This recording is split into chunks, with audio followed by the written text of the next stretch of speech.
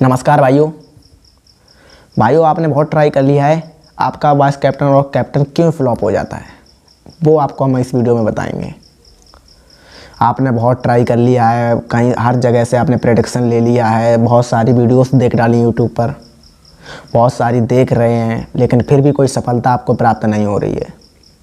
क्यों आपका फ्लॉप हो जा रहा है कैप्टन? और जीएल जीतने में आप क्या गड़बड़ी कर देते हो? क्या आप जीएल की टीम बनाने में गड़बड़ी कर देते हो जिससे आपकी जीएल नहीं विन हो पाती है?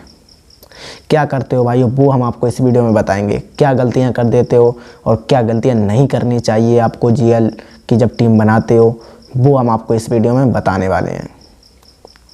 तो भाइयों सबसे पहले आपको मैं बताऊंगा कि आपको कैप्टन और वाइस कैप्टन को लेकर क्या फंडा है। वो भाई फंडा ये है कि आपको जब भी कैप्टन और वाइस कैप्टन बनाना है तो आपको सबसे पहले प्लेयर की परफॉर्मेंस पर ध्यान देना है। जिस भी प्लेयर को आपको कैप्टन बना रहे हैं उसका रिकॉर्ड देखिए, पिछला रिकॉर्ड देखिए, उस वेन्यू पर जिस वेन्यू पे मैच हो रहा है, जिस पिच पर मैच हो रहा है उसका रिकॉर्ड देखिए, उसका रिकॉर्ड कैसा है एंड उसके प्लेयर की परफॉर्मेंस अभी कैसी चल रही है, फॉर्म में चल रहा है या फिर मतलब बिना फॉर्म के चल रहा है, वो आपको ज़रूर ट्राई करना है। उसका थोड़ा बहुत नॉलेज आपके पास होना चाहिए भाइयों। अगर नॉलेज नहीं होगा तो आप कभी भी आप ड्रीम 11 में जो जीएल होती है वो कभी भी विन नहीं कर पाओगे। और भाई आपने देखा होगा कि जिसके टीम में अगर जो फर्स्ट रैंक पे टीम आई होती है उसमें अगर 10 प्लेयर भी हैं, ड्रीम टीम में 10 प्लेयर भी हैं, वो भी आप फर्स्ट रैंक पे आ गई है। और जिसके 11 प्लेयर हैं वो फर्स्ट रैंक पे नहीं आई है। वो क्यों होता है भाई? ऐसे इसलिए होता है क्योंकि जो कैप्टन और वाइस कैप्टन होते हैं उनका मेन फंडा होता है। कैप्टन और वाइस कैप्टन को ही जो कुछ होता है वही होता है। अगर कैप्टन और वाइस कैप्टन आपके बढ़िया हैं, सबसे अच्छे हैं, तो आपको अगर एक प्लेयर आपका ड्रीम टीम में नहीं है फिर भी चलेगा भाइयों। बस आपको ऐसे ध्यान में रखना है भाइयों, ठीक है। हाँ, प्लेयर की परफॉर्मेंस पे ध्यान देना है, प्लेयर के जो सिलेक्शन होता है उस पर ध्यान देना है, किस तरीके से क्या करना है, कैप्टन कैसे चुनना है वो बताने वाला हूँ भाइयों। अगर आप भाइयों देख रहे हैं कि आप जीएल की टीम बना रहे हो और आप सोच रहे हो कि भाई मैंने 49 रुपये लगाया है तो 49 ही वापस आ जाए, तो भाई ऐसे लोग कभी भी जीएल विन नहीं कर पाएंगे। मैं आपको बता रहा हूँ भाई, ऐसे लोग भाई कभी भी जीएल विन नहीं कर पाएंगे। क्यों नहीं कर पाएंगे भाई? उनको तो सिर्फ यही लगता है कि हमारे 49 ही वापस लौट आएँ। सेफ टीम बना देते हैं भाई, फिर कहते हैं भाई जीएल विन नहीं हो पा रही है। भाई जीएल विन ऐसे नहीं होती है। जीएल विन होती है जब आप रिस्क लोगे भाई, जब आप सोचोगे कि हमारे 49 लगाए हैं तो वो हमारे आए या ना आए। 49 लगाए वो चले जाएँ कोई दिक्कत नहीं, जब आप रिस्क लेके टीम बनाओगे तो आपका भाई 100% जीएल जीतने का जो चांस होता है वो बढ़ जाएगा।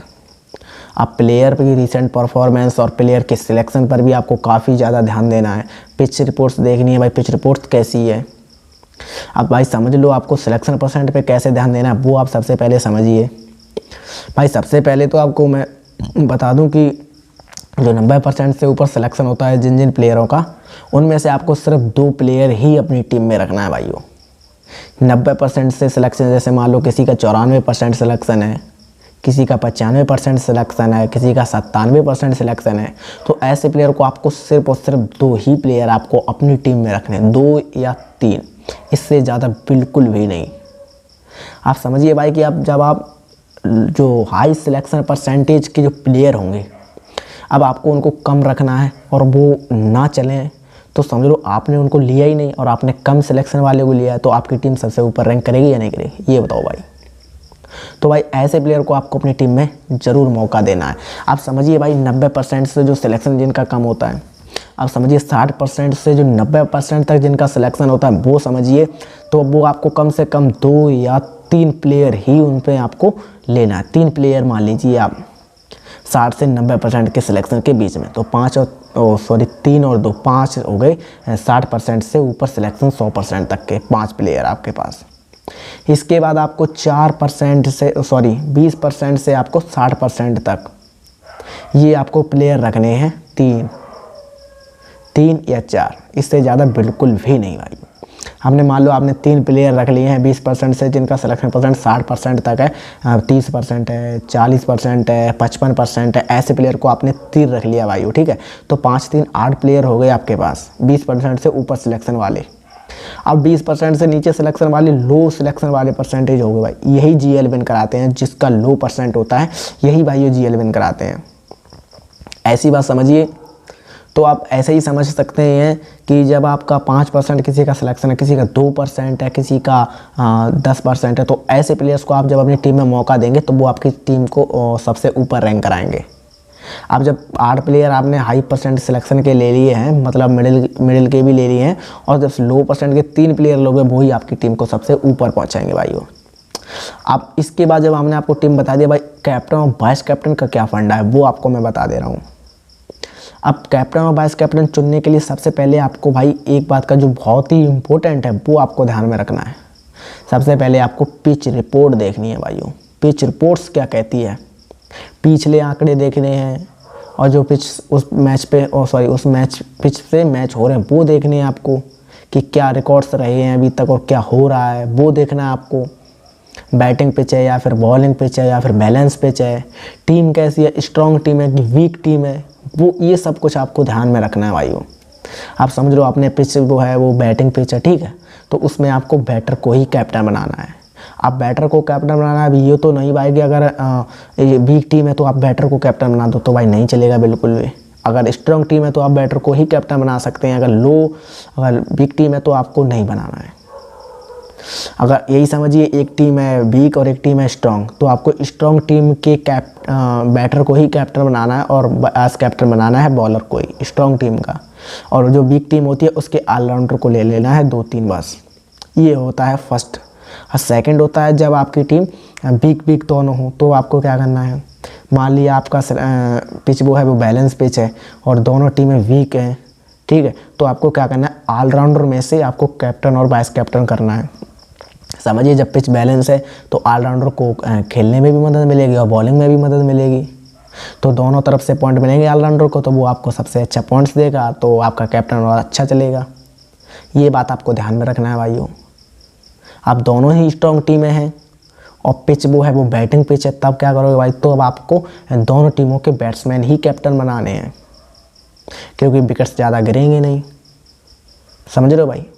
अगर पिच बॉलिंग है तो भाई दोनों टीमों के विकेट्स गिरेंगे, बराबर गिरेंगे, किसी का एक ज़्यादा किसी का कम गिरेगा। तब आपको क्या करना है भाइयों, अगर पिच बॉलिंग है तब आपको बॉलर में से जिसकी ज़्यादा स्ट्रॉन्ग टीम दिखाई दे रही है उसमें से बॉलर में से वाइस कैप्टन आपको बनाना है। भाई जीएल जीतने का यही एक मूल मंत्र होता है। अब इसके बाद आपको क्या करना है भाइयों, आप ध्यान दें, इसके बाद आपको कम से कम 2 या 4 टीमें ही बनानी है। आप 20 टीम के चक्कर में ना पड़ो भाई, प्राइम टीम मान लो, कोई ज़रूरी नहीं है 20 टीमें बनाने की, कोई ज़रूरी नहीं है, 2 से 4 टीम ही बनाओ, काम हो जाएगा भाई आपका। समझ रहे हो भाई, 2 से 4 टीमें ही बनाओ। प्लेयर का कॉम्बिनेशन मैंने बता दिया, लो प्लेयर का सिलेक्शन कम से कम 3-4 लो, उसमें से मिडिल जो कम हो, बीच का हो उसमें से 2-3 लो, हाई का 2 लो। समझ रहे हो भाई, तो आपके 11 प्लेयर ऐसे सिलेक्शन हो जाएगा, तब जाके आपकी जीएल विन हो पाएगी भाइयों। और इसमें क्या होता है भाई, कैप्टन और वाइस कैप्टन का ही मेन फंडा आ जाता है भाई बीच में, तो वो आपको प्लेयर का मैंने अभी बता दिया है। पिच रिपोर्ट्स देखनी है आपको, बैटिंग पिच है या फिर बॉलिंग पिच है, वो सब आपको ध्यान में रखना है। और भाई ये सोच रहे हो कि 49 लगाया है जीएल आ जाए और 49 हमारा वापस लौट आए जीएल ना आए, भाई तो कुछ नहीं हो सकता। समझ लो हमारा 49 लगाया, हमने चला गया, बस कोई दिक्कत नहीं है। समझ रहे हो भाई, तो ये होता है फंडा जीएल जीतने का, कैप्टन और वाइस कैप्टन को चलाने का, जो मैंने अभी आपको बताया है। पिच रिपोर्ट्स प्लस प्लेयर की परफॉर्मेंस, इतना ही होता है भाई, और कुछ नहीं। और थोड़ा बहुत लक साथ देता है, मेहनत साथ देती है, स्किल साथ देती है, इससे ज़्यादा कुछ नहीं होता है भाई, ठीक है। तो आशा करते हैं फ्रेंड्स आपको वीडियो पसंद आया होगा, तो मिलते हैं नेक्स्ट वीडियो में, तब तक के लिए tata bye bye, take care.